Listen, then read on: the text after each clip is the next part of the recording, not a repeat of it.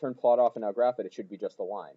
But what I can do is if I go back into y equals and I turn plot on and graph it, there. So if your dots aren't showing up, check to make sure plot 1 is on. Plot 1 by default is list 1, list 2. So how did I get that function there? Let me show you an easy way to do it. So one way you guys found, you're going to hit stat, calc, and then you went down to linreg, right? Hit enter. You hit enter a bunch of times. It looks a little different on mine.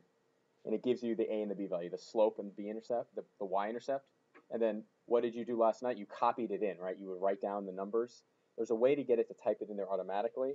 If you go to y equals and you go to y1 where you want it to be, if you go to vars, and then go down to statistics, EQ, you see reg EQ, that's what you're looking for, reg EQ. Look what it did. It typed the entire decimal in for you, and now when I graph it, there it is. Reg EQ is what you're looking for. It gets it in there automatically. It's kind of nice. It's kind of nice. Write that down for you. Reg EQ is what puts it into the function, puts the function into y1. That's what you need to look at. It's vars, and then where do you go to? Statistics, reg EQ. So that's how you can get y1 to be the function. Okay. Does that look like a pretty good line of best fit? Sure. So then if I drew another one, let's say I just, let's say I clip this out. Is it possible to draw different lines of best fit? The real question is, how do you figure out which one's best? Well, some of them are really easy to figure out are not good, right? Like if I drew this right here, and then I said, okay, well, here's my line of best fit. Does that look like it's better? No, it just looks worse, right? Or this one, it looks worse. But what happens if I drew something like this? Can you be 100% sure that that's worse?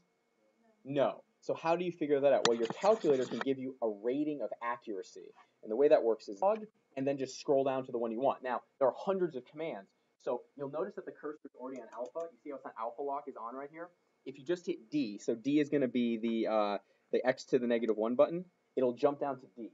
So jump down to D. Did it do that, everybody?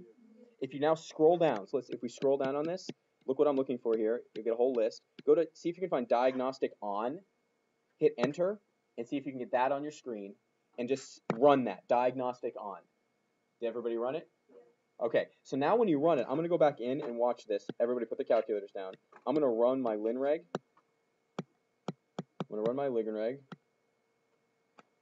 It added in some values. So it gave me the A value, but what else did it give me?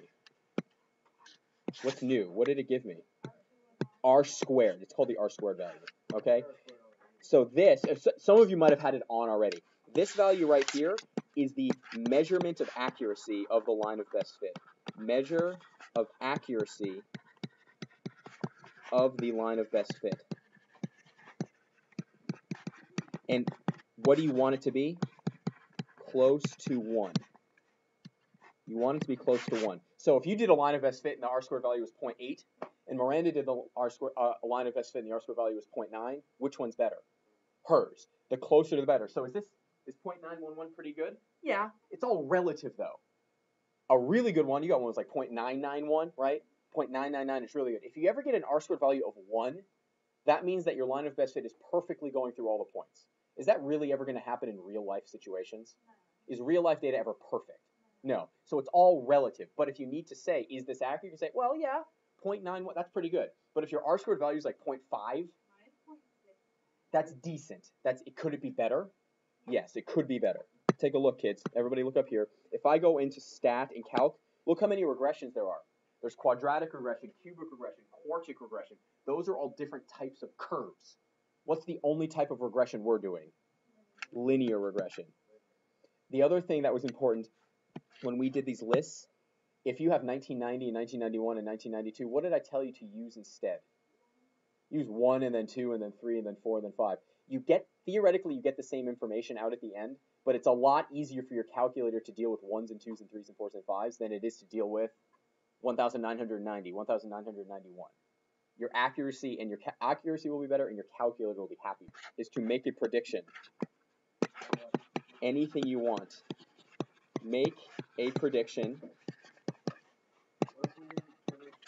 based on, let me finish my sentence, please, thank you. Make a prediction based on any data you want using linear regression. When you come to class, you're going to have to state your case. The more interesting, the better. And again, you want r-squared values that are closer to what? 1. So if you do your regression, you get an r-squared value of like 0.6 or lower, pick something else. Pick something else. You understand what I mean? Sometimes it's hard to see, but when you look at the table, is there a like when you look at the graph, are you pretty sure if there's a pattern or not? Yeah. Yes.